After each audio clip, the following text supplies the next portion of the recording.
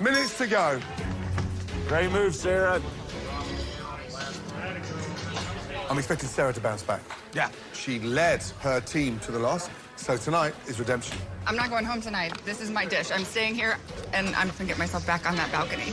That is fantastic. Start thinking about the plating. Let's go. Taste everything. Renee, make sure those biscuits are cooked. Suba. Yes, chef. Get out of neutral, get into first gear. Let's go. Yes, Come on, yes, 2 minutes. chef. Here we go. Suba, it's like you got a lot of flavors going on there, buddy. Yeah. Thanks for sending me here. You're welcome, Suba. Oh. You're welcome, my brother.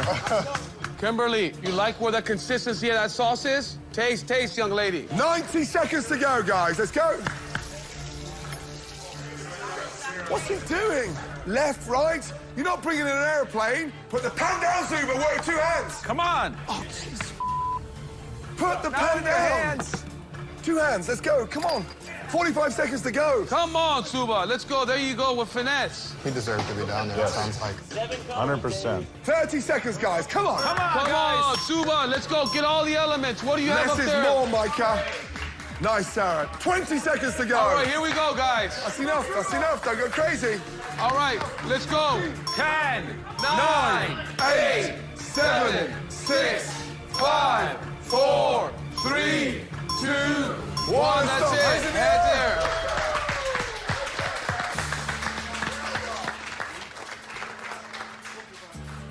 I'm a perfectionist, so I'm not happy with the plate. I'm not sure how it compares to everybody else's dish, but I did the best I could, so, you know, only time will tell. Great job, Buta. I didn't know if I can get it done, but I got it done, you know?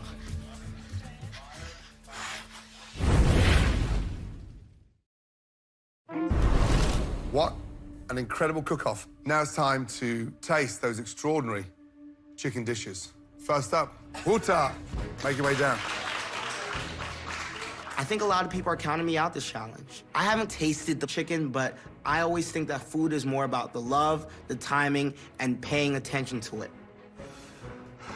Uta, describe the dish, please. So what we have here is fried chicken with about 8 spices in the batter and roasted potato. So you use the breast, which is interesting because traditionally it's a tough one to fry. It's a brave one. I wanted to show you guys that even with something that you guys told me wasn't good enough, that you can still make good food from it. Let's see how that's cooked. No. I like the boldness. I like that you have a chip on your shoulder and you want to prove us wrong. That really says a lot about you. But I feel like you need a fresh element to this dish. There's no greens, there's nothing that's a departure from fried. You need something to give you a break. It's not really my type of dish, but I think that you're finally putting yourself on a plate, Uta. Thank you, Chef. Uta, you've made one crucial faux pas. There's a couple of almost like nodules of flour that haven't been cooked out. When you have a chicken breast that thin, the coating needs to be super thin. Just a light. You need to pat and dust that off because it's super thin chicken. With this delicacy, I don't want to taste the flour. Thank you, Chef. Great job, Buta. Sarah, can you bring your dish down?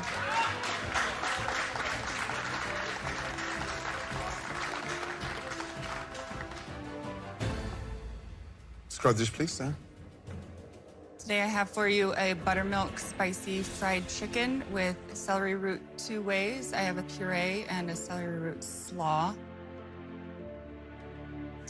My heart is pounding because I really want to redeem myself. I'm like trying to read their faces, but their faces are totally blank and I'm getting nothing, which is strange for me because I'm an interrogator. That's what I do for a living. Visually, it's got finesse. I've never seen such a beautiful, artistic piece of fried chicken. It's super modern. It's like Gastropub, New York, London. Yeah, and I love the textbook cuts on all the celery root. What's the seasoning in the coating, please? Buttermilk, a little bit of salt, and pickle juice, actually, for the brine.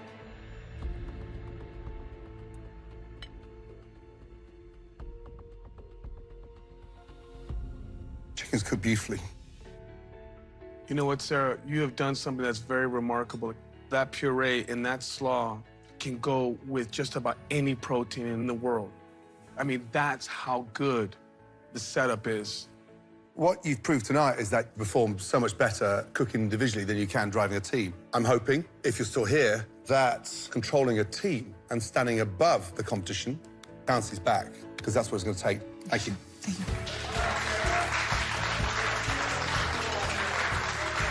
I'm feeling so validated. As team captain, this weight that I've had on me, losing the challenge, is totally gone. Suba, come on down. Let's go. I'm happy to present this dish to the judges because this is the time for me to show them that I can cook good Indian food. This is my redemption, and also a chance to prove those in the balcony that I can be better utilized in the team challenges. I made chettinad chicken, which is traditionally from the South India region called chettinad. It's cooked with roasted coconut, pepper, and a lot of dry spices. And I contrasted that with a saffron basmati rice, cabbage and peas. So visually, you know, I see food like this. I want to send you to LensCrafter. Oh, come on. It doesn't look attractive. Come on. It looks nice. Oh, really? It looks like the cat's crawled all over the plate. What is this thing here? It's the sauce. The sauce. It's the chettinad sauce. It's a home dish. I know it's a home dish. Here's the thing. At this stage of the competition, I just want finesse. Everybody's sharpening their knives and everyone's getting way more finesse. So, shall we?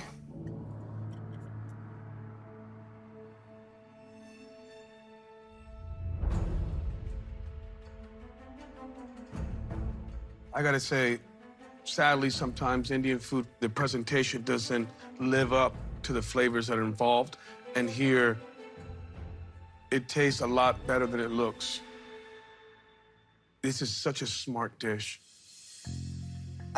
For me, it tastes delicious. I just want to go back with my blindfold on and eat it. Because it's not going to win a beauty contest, is it? Yes, chef, I agree with you. Let's be honest, you and I are never going to be on the cover of GQ, are we? No, chef. No, but the flavors are there. It's bloody delicious. I think it's fantastic. It conjures up everything I think about Southern Indian food. I think the white heat is really great. The cabbage and peas I never had before. Excellent. Thank you. And this dish, Suba, is Suba Duba good.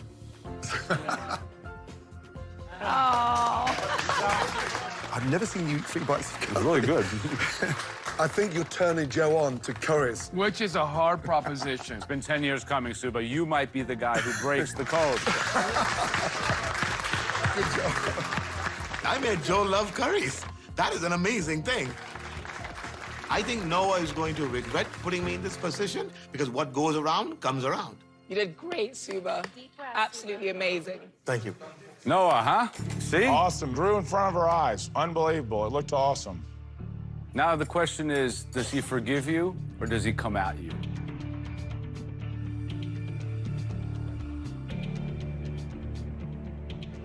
I hope it comes at me. This summer, Camp Masterchef is where you want to be. And The mashed taters. Gotcha. Taters? Taters or potatoes. When I think of Southern home-cooked food, I think of this dish. Thank you. And this could be a cover picture of a Southern cookbook. I think tonight you've taken a big risk. You're baking biscuits. Nobody else is baking anything else separate, so I'm pleased. Thank you. How's the chicken cooked, all right? Mm-hmm. I love the seasoning of the chicken. The mashed potatoes, I would imagine Grandma making those, but good stuff right here. I can capture the essence. Thank you. Appreciate it. You know, it looks like it tastes. It's super, super homey. The one issue I've got with this dish is the fact that the mashed potatoes are so wet. You've overcooked the potatoes. It's taken on too much water. And so whatever you add into that, it just becomes even more watery. Chicken, for me, is cooked fine. And the star of this dish has to be those biscuits. But what a shame that mash is nowhere near up to the standard of Masterchef or even your grandma. Thank you. Chin up, Renee, chin up. Next up, Sherry, please come down with your dish. Thank you.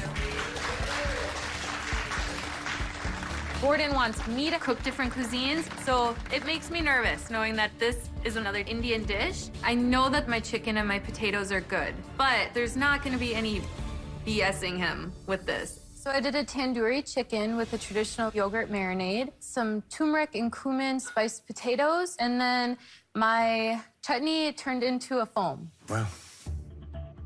Unfortunately, I added too much liquid. I had to save it. I thought fast. I ran back, grabbed some cream, threw it in a siphon. You get a foam. Let's get it straight. Visually, it looks beautiful. Thank you, Chef. Yeah, and one of the difficult challenges with Indian food is how do you present it beautifully? And I think you solved that riddle. Thank you. Yeah, it looks really nice. It's a great balance between certainly Indian colors and upscale plating. Thank you. Should we taste? How long do you cook the drums for? For about 15 minutes.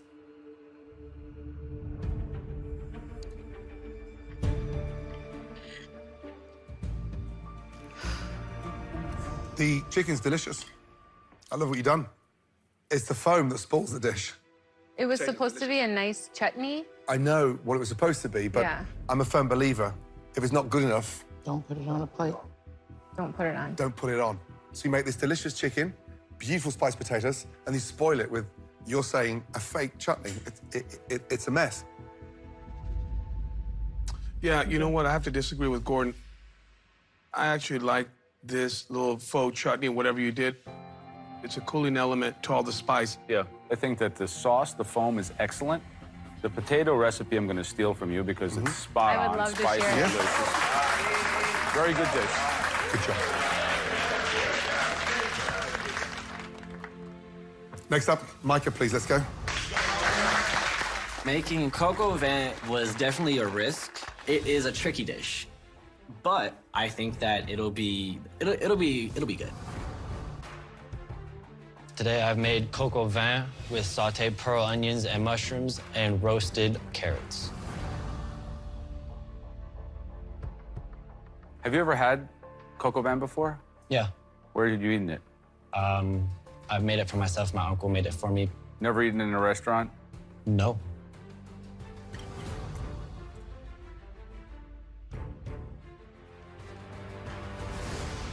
Unfortunately, you picked a dish that, without having tried an original version, is impossible to duplicate. It's just that particular. You've got balls of steel, young man, to try and do a coq au vin in 45 minutes. In France tonight, that dish takes 4 hours. It's got that red wine taint, but there's no sauce. Coq au vin is traditionally served almost in like a casserole, ladles, red wine, rich, delicious flavor. Yes. Chicken is cooked beautifully. It's just not a coq au vin. Yes, chef. Kimberly, please, let's go. I look around the kitchen and I feel like I'm not worried about myself at this point. I wasn't super confident in breaking down the chicken, but I feel like I've cooked this dish enough times that it's good enough to save me. Describe the dish, please. I made a rosemary herb chicken with a Mediterranean rice and pureed mushroom sauce. I love the fact you use the wing. Even in my restaurant, at the highest level, we use the wings as well. You know that? The plating leaves a little bit to be desired. I would expect more finesse. You know, I mean, I'm puzzled just by the description, Kimberly, to be very honest. You're saying mushroom sauce, and I don't see any What is a mushroom sauce? Yeah. When's the last time you pureed mushrooms? If I make a mushroom sauce, it's rehydrating a dried mushroom. For pureeing? I've never pureed a mushroom. Aaron, no. when's the last time you pureed a mushroom? No. Should we taste? So... I want to taste the sauce. It's not really a sauce, it's a cream. It's curdled. What did you put in there?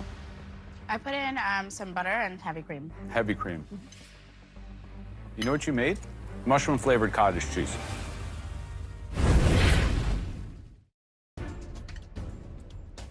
Kimberly, the actual chicken you've cooked well. Great color on it. The thing that absolutely destroys this dish is that texture of the sauce. It's like a cold vomit. Grainy bits in there. It's curdled. I gotta say, the rice has beautiful flavors. The chicken is cooked well, to your point, but that sauce is very off-putting, Kimberly. Yeah, I prefer to see the mushrooms in the rice. It's a shame because you've cooked the chicken beautifully. Okay. Thank you. I'm super disappointed. Based on the criticism, I think that there's a possibility that I might be going home. But Gordon is telling me that my chicken is cooked perfectly, that the flavors are there. So I'm thinking chicken challenge, you know, Kim, you still got this. You're still in it. Some outstanding dishes. I mean, where do you go? Like, Look, there's two stroads here. I think the people who went the super traditional route did recipes that are familiar to them, and those who push the envelope. And I think there are winners on both sides. Yeah. It's those that fell short we need to penalize. Yeah, I agree. Okay. First of all, well done. That cook was extraordinary. The energy, you did yourselves proud. But it is a competition. And sadly, somebody is leaving tonight. Sherry. Sarah. Yes, chef. Please, head upstairs. Two of the best dishes of the night. Way to go. Micah, you presented as a coq au vin. It wasn't a coq au vin.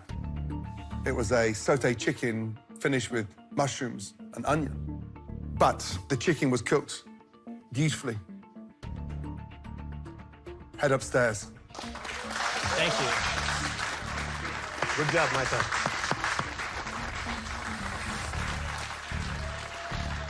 Thank you, Jesus. Thank you, Jesus. Suba. Yes, chef. Tonight, you executed a Southern Indian-inspired dish. It didn't look the most attractive, but we all agree it certainly tasted on point. Suba, head back upstairs where you belong. Thank you, chef. Thank you, chef. Good luck, guys. Good luck. Great job, Suba. It feels good walking up to the balcony, and I wanted Noah to come and put that apron back on me because he was the one who put me down there. Well done. That's redemption. I gotcha. I'm here to stay. I'm here in it to win it. The rest of you, please come down to the front. It sucks. I thought I hit the home run with this, but once again, I find myself in the bottom three. This is not where I want to be. One of you three has cooked for the very last time in the Masterchef kitchen. Kimberly, the only one that cooked a chicken wing. But the sauce was broken and the texture of a cottage cheese. Water, the fried chicken, crisp on the outside, slightly dredged in flour, a little bit too heavy. Potatoes delicious, touch of seasoning missing. Renee, you gave us a take on Grandma's fried chicken with a biscuit. It lacked a touch of finesse, especially with the mashed potatoes. You should know how to nail a mashed potato.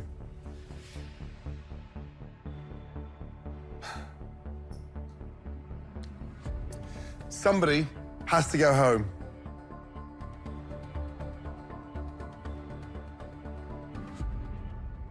Kimberly, please step forward. Kimberly, I'm really sorry to say, but you've cooked for the last time in the Masterchef kitchen. Wutar, Renee, head upstairs, please. Thank you, chefs. I'm feeling really relieved, but I need to start delivering on these challenges because I don't want to be in the bottom three again. I want people to know that I'm a force to be reckoned with in this kitchen.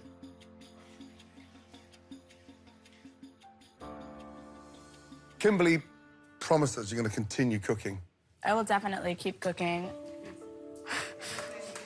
It's okay, girl. You got it.